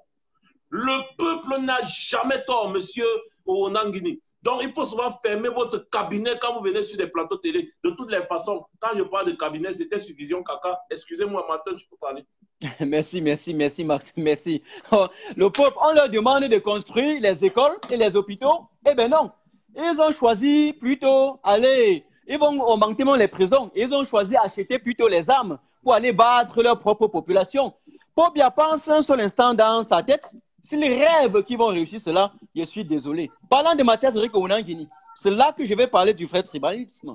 Ce sont eux, donc, les ethnofascistes, les vrais tribalistes, ceux qui ont réussi à fabriquer une idéologie bamiphobe et ils ont cherché à l'universaliser. Ils vont terminer par normaliser, c'est-à-dire pour eux, ça va devenir même une norme. Aujourd'hui, quelqu'un qui en 2015 ou 2014, ne sait plus trop, était trop lucide, a utilisé son intelligence pour blanchir la médiocrité en place. C'est ceux-là que j'appelle les pseudo-intellectuels, les prostituées intellectuelles. Ceux qui ont réussi, ils ont refusé de mettre le produit de leur activité intellectuelle pour améliorer le cadre de vie des Camerounais, pour développer le Cameroun, pour améliorer, pour critiquer l'État. Ils ont refusé de jouer le rôle que les journalistes, les vrais journalistes de Vision 4, de Vision, d'Equinox, autant pour moi, jouent. Mais ils ont choisi d'aller dans leur laboratoire de fabrication de mensonges et de prolifération de la fabulation pour blanchir la médiocrité de celui qui a tué le Cameroun systématiquement aujourd'hui. Chers Camerounais, est-ce qu'on doit revenir encore sur ça? Est-ce qu'on doit encore revenir expliquer ça? Les Amazoniens sont en légitime défense, c'est clair. C'est clair. C'est l'action-réaction. L'État a pris les armes contre sa population, eux, en guise de légitime défense, parce qu'ils ont vu comment l'État bute leurs frères, ils ont vu comment l'État bute leurs mamans, ils ont vu comment l'État bute leurs cousins, leurs oncles. Mais ils étaient obligés de se défendre. C'est une évidence. Et puis, n'oublions pas aussi de rappeler qu'il y a les enfants, les petits-enfants de guerre qui sont en train de grandir. Mars, tu penses qu'un bébé de 2, 3, 4 ans qui voit assassiner et tuer sa maman, tu penses qu'il va grandir, la psychologie, il aura une mémoire qui est tranquille? Zéro. Sa mémoire sera toujours troublée. Ça sera troublé. Et l'enfance est le père de l'humanité. Ça veut dire que plus tard, il va encore se rappeler du calvaire qu'il a subi. Cet enfant va se rappeler des atrocités. Il va se rappeler de ce que ses parents ont subi. Et on ne sait pas. Et il y a une autre chose que je voudrais dire, Mars. Ces gens qui sont en train de quitter les zones anglophones maintenant pour aller à Douala, pour aller à Yaoundé, pour aller à Bafoussam, pour aller un peu de partout. Mars, je vais poser une question. Cela part avec quelle arrière-boutique? Ils partent avec quelle perception de l'avenir? Est-ce que Paul Biya ne peut pas se poser la question de savoir, du coup, du jour au lendemain comme ça, là, ils peuvent aussi bombarder à Douala ou à Yaoundé? Ils ne peuvent pas se poser cette question. Parce que si Yaoundé respire, le Cameroun se porte bien. Le lendemain, si ceux-là, parce qu'ils ont vu ce que Paul Biya a infligé à leur frère Bamenda, se constituent aussi en groupe et décident aussi d'attaquer maintenant Yaoundé. Paul Biya va dire quoi en ce moment? Il va dire quoi? C'est pour ça que je dis que le système en place est en train de fabriquer et de cultiver les foyers de tension terribles. Et à chaque moment, on ne sait pas par où ça peut bombarder au Cameroun. Je vous dis, à chaque moment, on ne saura pas par où est-ce que les gars là vont bombarder au Cameroun. Ce ne sont pas des kamikazes, non. Ce sont des êtres comme nous. Mais à qui on applique des tortures de telle façon que lorsqu'ils fuient, ils ont ça dans la tête, c'est ça qui les fait fuir. Mes chers apparatchiks, mes chers, on va les poncter du pouvoir, mes chers gérantes. Cessez de cultiver les foyers de tension au Cameroun. Parce que les civils qui sont à Yaoundé, à Douala, on ne sait pas ce que les réserve le futur. Diriger, c'est prévoir. Il faut prévoir l'avenir. Il faut prévoir l'avenir.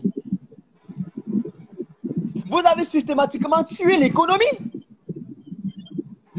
Les anglophones, 20% de la population, sont ceux qui vivent en majorité sur le secteur informel. Et donc, si on a perdu aujourd'hui plus de 60 000 emplois dans ces régions, si on parle des milliards de chiffres d'affaires qui sont tombés, eh bien, cela a des répercussions macroéconomiques au niveau national, de telle façon qu'in fine, l'économie du Cameroun chute. Qui perd? C'est nous, la couche vulnérable. Qui perd? C'est la couche démunie. Qui gagne? C'est exactement ceux qui entretiennent cette guerre. Qui gagne? C'est la Suisse avec les comptes bancaires qui seront toujours musclés. Qui gagne? Ce sont les cancres du pouvoir qui sont en train de vivre dans un luxe total. J'espère qu'on est en train de vous éclaircir sur cette affaire. Paul Biya, chaque année, prévoir les milliers d'emplois. Mais qu'est-ce qu'on reçoit à la fin d'année? La prostitution. Vous savez ce que la population anglophone est devenue? Vous connaissez comment les mineurs sont devenus? Vous connaissez le travail? À Douala et à Yaoundé. Maintenant, on les viole partout. Maintenant, ils se donnent à la débauche, moyennant de l'argent. On connaît ce qu'ils sont en train de faire dans les rues de Douala. Monsieur Paul Biya, nos dirigeants, oui, vous êtes sages. Vous êtes des potenteurs du savoir, les possesseurs du savoir. Mais maintenant, là, qu'est-ce que vous allez faire avec ces enfants? Ce sont les emplois là qu'on voulait réserver aux Camerounais, la prostitution. C'est ça? L'heure est venue où les Camerounais doivent regarder ça de face et sortir. Ce n'est pas un problème anglophone, c'est un problème francophone. C'est un problème qui est national. Paul Biya est en train de déclarer la guerre contre toute la population. Il est en train de déclarer la guerre contre tous les Camerounais, du nord au sud, de l'est à l'ouest. Ce n'est pas seulement les anglophones. Si jusqu'ici, nous au niveau de Yaoundé et de Douala un peu de partout, si nous ne sortons pas en croyant que c'est une affaire de l'autre côté, je suis désolé.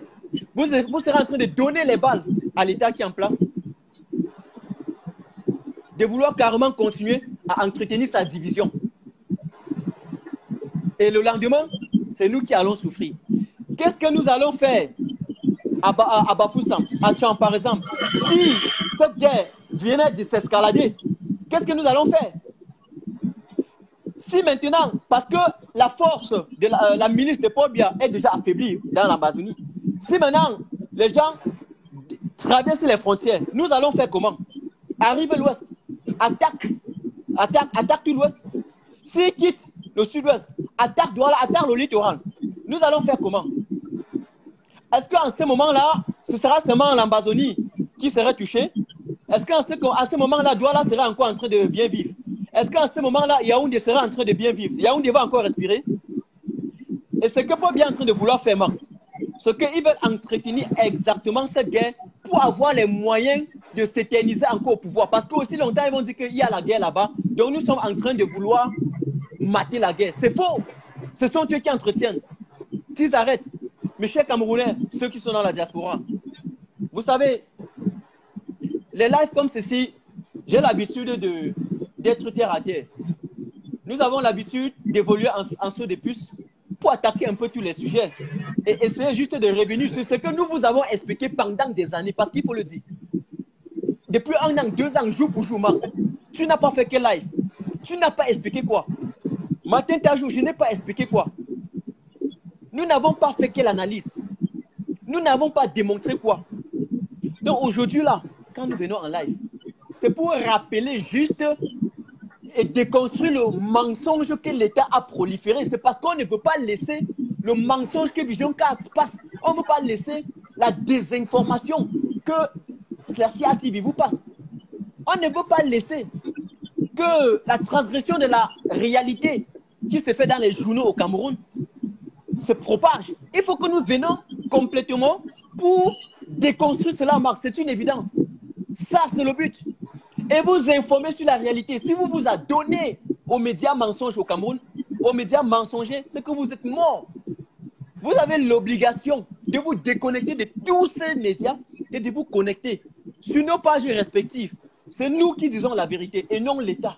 Vous vous abandonnez là-bas, vous êtes mort. Je vous rappelle qu'hier soir encore, le ministre, il s'appelle qui là, d'enseignement supérieur, Jacques Famé-Ndongo, s'assoit pour dire que dans les zones anglophones, les rentrées scolaires en 2016, il y avait 16 000 étudiants. En 2017, il y avait 18 000. En 2018, il y avait 20 000. En 2019, il y a 21 000.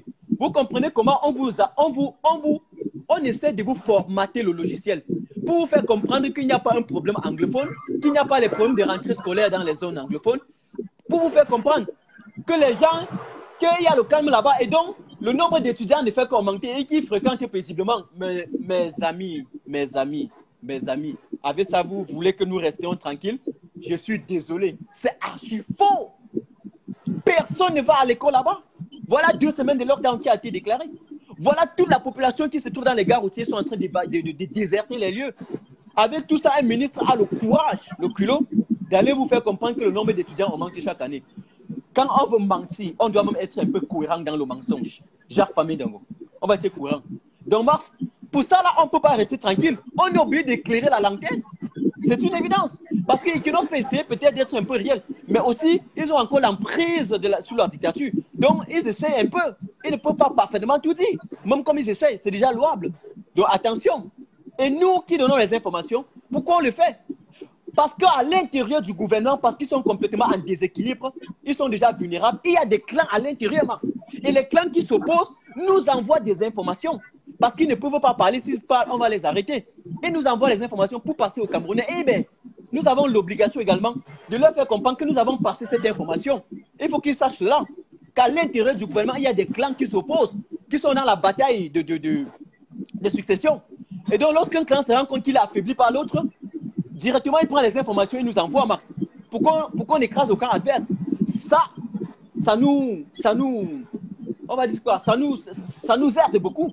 Ça nous aide dans le combat. Et on ne pourra pas laisser cela. Donc, que ce soit Facebook ou partout, ça a leur rapport. Max, au niveau de l'international, qui a mis la diplomatie, qui a mis la communauté internationale au parfum de ce qui se passe au Cameroun? Ce n'est pas nous. Ce n'est pas à travers nos démobilisations, nos marches et puis nos déclarations. Ce n'est pas ça, Max. Quelqu'un peut nous dire aujourd'hui que notre communication, on devait arrêter. Un peu comme si au Cameroun, ils étaient en train de sortir. OK, pour que nous on arrête la communication ici, il faut que ceux qui sont au Cameroun sortent en masse et en cascade. Dès lors qu'ils vont sortir, ils seront par milliers. Dès lors qu'on va voir 50 000 personnes dans les rues de Yaoundé. Mais directement, Pobia va tomber. Et puis le Cameroun sera bien. On n'aura plus à dire. Continue, Mars, oui. Tu voulais dire quelque chose. C'est même si les gens là sortent qu'on doit même accentuer ce que nous sommes en train de faire. Oui. Donc, à aucun moment, on ne doit arrêter le live jusqu'à ce qu'il n'y a pas, jusqu'à ce que le pays soit bien. C'est même quand les populations sortent là que nous devons les accompagner encore avec des multiples lives. On va arrêter dans 5 minutes. 3 heures du matin. Voilà. Effectivement, Martin, je vais clôturer parce que, comme tu disais, je devais même te rappeler ça qu'on doit arrêter le live à 20h30. Je vais clôturer en disant rendez-vous déjà de sur ma page, bien évidemment, Max Seigneur officiel, dimanche à 21h, avec le responsable de la brigade des handicapés. Le professeur Ouelé. Des handicapés. Le professeur Ouelé. Oui, il est aux États-Unis. D'accord. Nous serons en live. Il sera mon invité spécial dimanche à partir de 21h de la France. D'accord, merci. On a même eu un pas. J'ai envie de vous dire rendez-vous à Bruxelles le 7 pour la grande marche. Et nous allons nous enchaîner sur les portails du Parlement européen. Et nous n'allons quitter de là que quand un député européen va nous recevoir. Merci. Nous allons nous enchaîner. On va demander aux gens là si les milliers de morts qu'il y a au Cameroun là, ce n'est pas déjà bon comme ça. Que si eux, ils disaient que le Cameroun est un pays souverain, eh bien qu'ils arrêtent de vendre les armes. Qu'ils prennent des résolutions et qu'ils commencent avec les sanctions. qu'ils arrêtent de financer le Cameroun, qu'ils arrêtent de vendre les armes à Paul Biya, qu'ils arrêtent de vendre les munitions à Paul Biya. Comme ça, Paul Biya n'aura plus de quoi tuer nos frères. Parce qu'ils ne peuvent pas dire que non, on ne peut pas s'ingérer dans les affaires d'un État. En même temps, ils sont en train de vendre les armes à feu à ce tyran qui tue sa population. Ça veut dire qu'ils sont complices. Je ne peux pas vendre les armes à un braqueur et je dis que non, ce que le braqueur fait là-bas, ça ne me regarde pas. Non, ça te regarde. On ne fabrique pas les armes au Cameroun. Et moi, je vous dis, c'est ce que j'avais dit à un député ici là, en France. Il me dit que, mais vous parlez avec un peu de diplomatie. Après, je dis non, monsieur, je ne suis pas diplomate. Je vous dis les choses telles qu'elles sont. Vous vendez les armes aux dictateurs africains et vous dites que les problèmes là-bas, c'est au Cameroun. Il faudrait que ça soit réglé au Cameroun. Et puis arrêtez de leur vendre les armes. Parce que c'est avec ces armes-là qu'ils tuent les populations. Donc vous avez le sang de ces populations sur vos mains. Mais le monsieur là m'a regardé comme s'il m'a donné sa carte. Donc les gars, rendez-vous à Bruxelles le 7 septembre.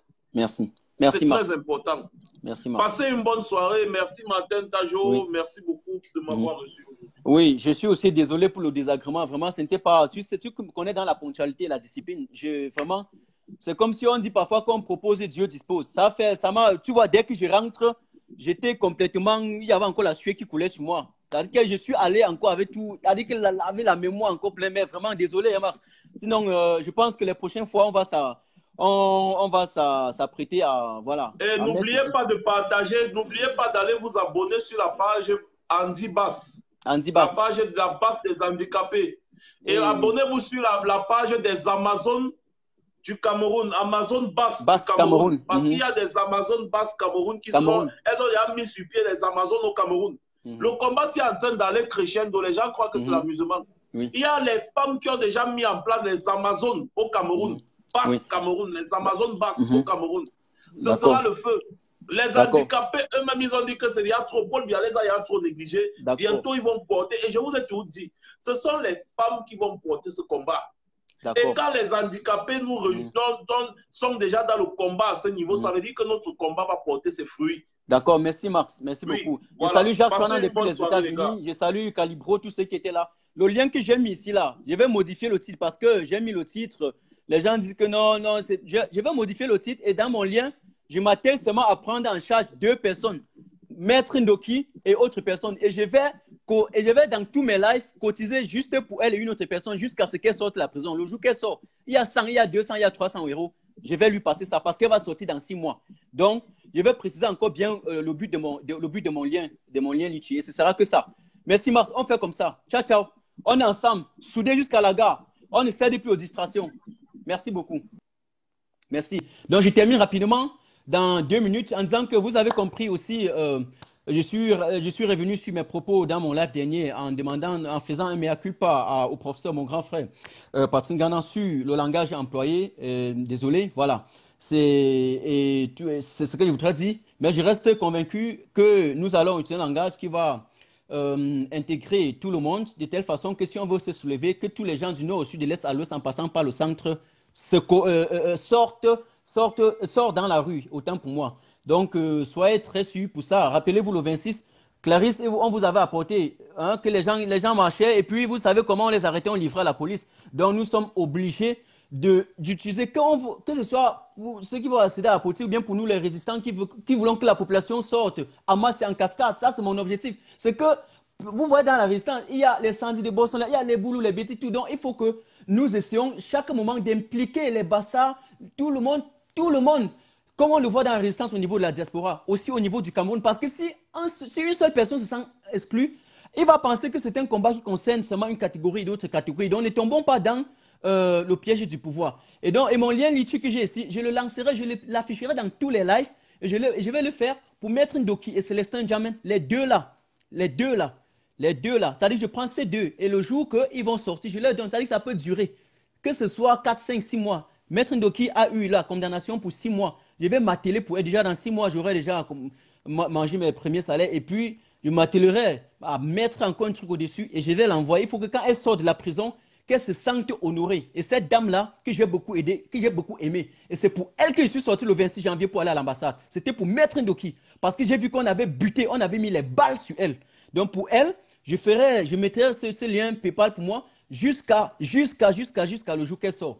Voilà, je vais toujours je vais toujours refixer ce lien, épingler ce lien tous les jours que je serai ici. Et je dis bien que c'est pour Maître Ndoki. Si ce n'était pas Maître Ndoki, je ne devais pas me retrouver à l'ambassade le 26 janvier. Et c'est pour elle, quand j'ai reçu les photos, qu'on a buté chez elle. Et c'est ça que j'ai montré à la police. C'est ça que je suis à la police montré. Quand ils m'ont interpellé, je leur ai dit que ça, c'était ma raison de sortie. Et pour celle-là, je vais continuer. Ce lien sera, je vais modifier aussi l'autre. Ce sera que pour elle et Célestin Jamen. C'est-à-dire les deux là qui ont eu les balles. Ces deux-là, je vais épingler les liens jusqu'à la gare. Mesdames et messieurs, chers camarades, on était ensemble. On dit qu'il y a également Eliane Kolo qui a les petits problèmes. Aucune idée. Bon, on fait comme ça. Salut Jacques Chouanan. On va parler de ça dans le live de Karine. Allez maintenant donc suivre le live de Karine Richaud. Le live de Karine Richaud. Il y a quelqu'un qui peut... La page de Karine, c'est quoi? C'est Amazon France? C'est un truc comme ça? Aucune idée. J'ai oublié. En tout cas, pour ceux qui suivent aussi les lives de Karine, vous connaissez sur quelle page elle est. Allez vous connecter et suivre sa page. Allez suivre son live. Merci pour tous ceux qui étaient ici. Et bien entendu, je vais repartager, je vais remettre le lien de Maître Ndoki dès qu'il finit ça en live. Vous cotisez. Le jour qu'elle va sortir, c'est-à-dire le jour, chaque jour, je vais vous donner les bilans. Le jour qu'elle va sortir, je vais vous dire, voilà, il y a 1000, il y a 2000, il y a 3000, il y a 5000 euros. Voilà ça, voilà ceux qui ont partagé et je vais l'envoyer. Ça, il faut que le jour qu'elle sort avec Célestin Jamen, qu'elle se sente honorée. Ça, c'est mon objectif. Pour le reste, je ne suis pas là-bas. Ah, d'accord, Amazon de la Résistance. Allez vous abonner là-bas. Ciao, ciao, on était ensemble. Ciao, ciao.